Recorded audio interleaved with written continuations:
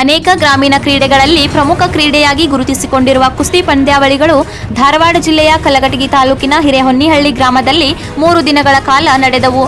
ಪ್ರತಿ ವರ್ಷವೂ ಅತ್ಯಂತ ವಿಜೃಂಭಣೆಯಿಂದ ಜರುಗುವ ಬಸವೇಶ್ವರ ಜಾತ್ರೆಯ ನಿಮಿತ್ತವಾಗಿ ಜರುಗುವ ಕುಸ್ತಿ ಪಂದ್ಯಾವಳಿಗಳಲ್ಲಿ ಈ ಬಾರಿ ಅನಿಲ್ ಜಮ್ಮಿಹಾಳ್, ಬಸವರಾಜ್ ಚಂಡೂನವರ್, ಮಲ್ಲಿಕಾರ್ಜುನ್ ದನಿಗೊಂಡ್, ಶಂಭುಲಿಂಗ್ ದನಿಗೊಂಡ್, ಪ್ರಕಾಶ್ ಪೂಜಾರ್, ಮಣಿಕಂಠ ಬಮ್ಮಿಗಟ್ಟಿ, ಅಭಿಷೇಕ್ ಜಮ್ಮಿಹಾಳ್, ದೇವರಾಜ್ ಚಂಡೂನವರ್, ಮುತ್ತುರಾಜ್ ಜಮ್ಮಿಹಾಳ್, ಮಲ್ಲಿಕಾರ್ಜುನ್ ಬಮ್ಮಿಗಟ್ಟಿ ಸೇರಿದಂತೆ ಇನ್ನೂ ಹಲವಾರು ಕುಸ್ತಿಪಟುಗಳು ಭಾಗವಹಿಸಿದರು.